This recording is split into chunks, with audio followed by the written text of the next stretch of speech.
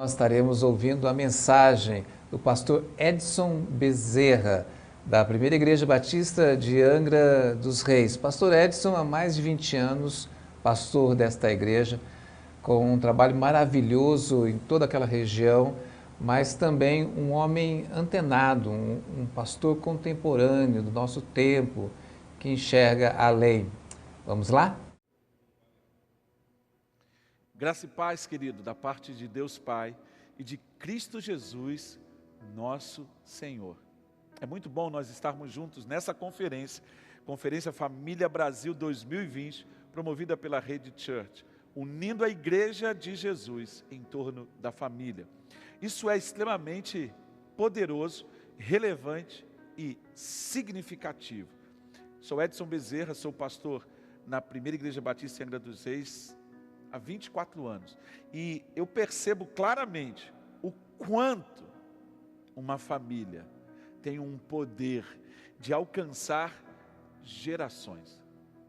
Vamos olhar aqui na palavra do Eterno. Mateus no capítulo 1, 2 versículos.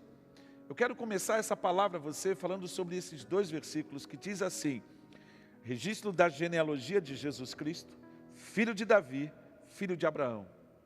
Abraão gerou Isaque, Isaque gerou Jacó, Jacó gerou Judá e seus irmãos. Por quê que Mateus fez questão de colocar nesse versículo 2 essa palavra e seus irmãos? É muito legal quando você olha para as Escrituras e consegue perceber como ela mesma se explica. Eu fico pensando, quando eu olho para a palavra, e eu vejo em Gênesis 20, em Êxodo 20, Deus falando algo extremamente poderoso. Olha só, eu visito a maldade dos pais sobre os filhos, até a 3ª e a 4ª geração daqueles que me aborrecem. Mas eu demonstro o meu favor por 1000 gerações.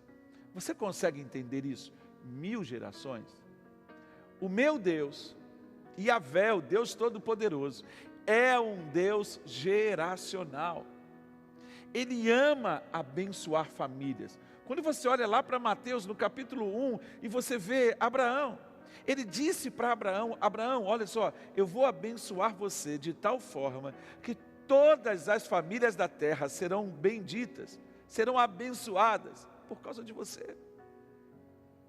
E por causa de Abraão, da fidelidade de Abraão, nós ganhamos de presente Jesus Cristo. Agora você consegue olhar para a genealogia de Abraão até Jesus e você percebe quantas pessoas desviaram, quantas pessoas buscaram um atalho. Você pode ver as tribos de Israel desaparecendo, mas você vê Mateus dizer Judá e seus irmãos. Dá uma olhada aí comigo em Gênesis 49. Ele libera uma bênção muito poderosa sobre Judá. E é claro, eu estou aqui olhando para o texto, ele diz assim: Judá é um leão novo. Você vem subindo, filho meu, depois de matar a presa. Como um leão, ele se assenta e deleita-se como uma leoa. E deita-se como uma leoa, que tem coragem de acordá-lo. O cetro não se apartará de Judá, nem o bastão do comando de seus descendentes, até que venha aquele a quem ele pertence, e a ele as nações obedecerão. Se você ler um pouquinho antes, você vê Jacó dizendo: seus irmãos vão louvá-lo. Mas quando você olha para Judá, por que ele recebeu essa bênção? Porque essa bênção não foi dirigida para Rúben, o seu primogênito, seu irmão mais velho? Não seria ele quem deveria herdar essa bênção? Será que Deus fez pouco caso? Não. Há um propósito. É porque Judá, ele tomou um posicionamento. Eu vi algo em Judá que me chamou muita atenção. Quando Judá teve a oportunidade de participar ali no desfecho do afastamento de José da família, Judá tomou uma decisão. Ele não permitiu que José fosse morto. Olha que interessante. Ele tomou um posicionamento. Isso indica para mim que cada geração, cada um de nós precisamos tomar um posicionamento. Olhe para as tribos do norte, olhe para os posicionamentos que os reis tomaram. Um fazia o que era certo, o outro fazia o que...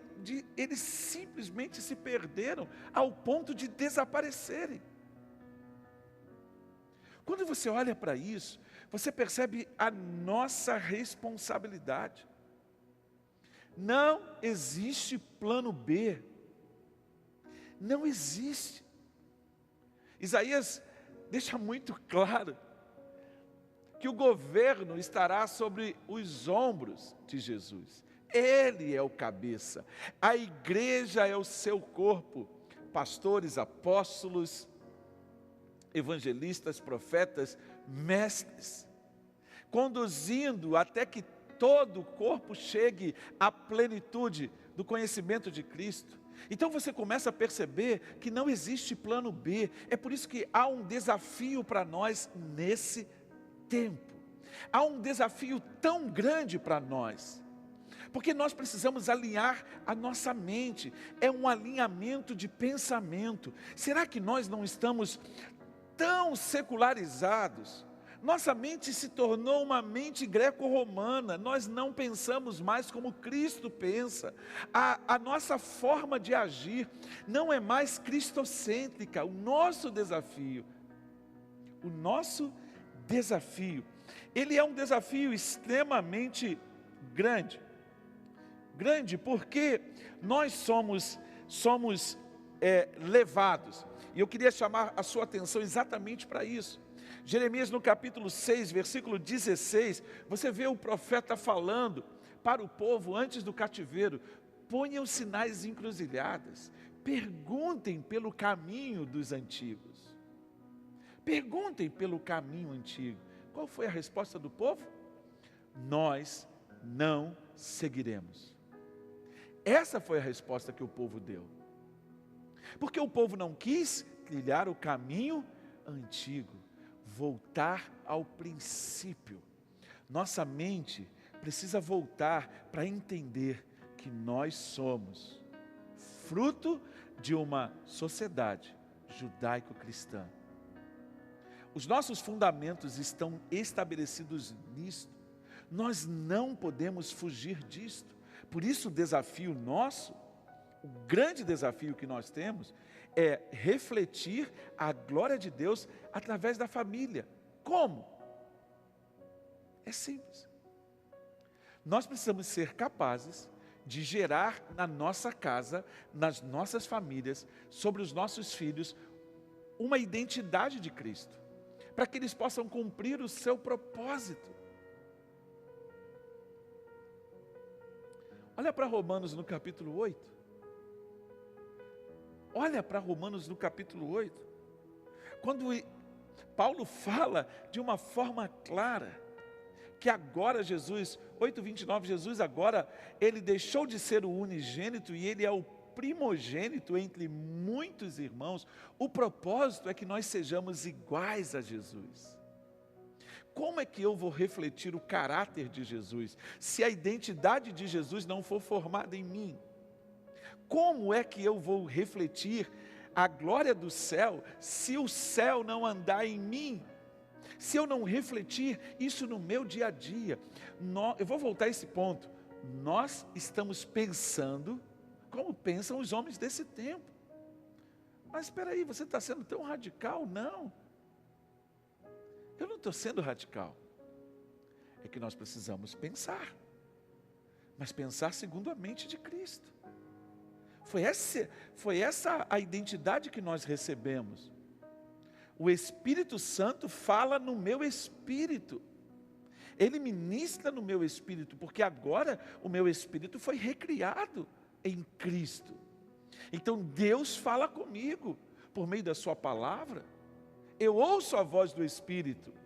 Então eu preciso andar segundo o Espírito.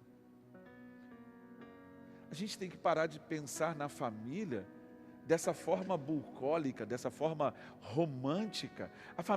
A ideia de família está muito romantizada. Você lembra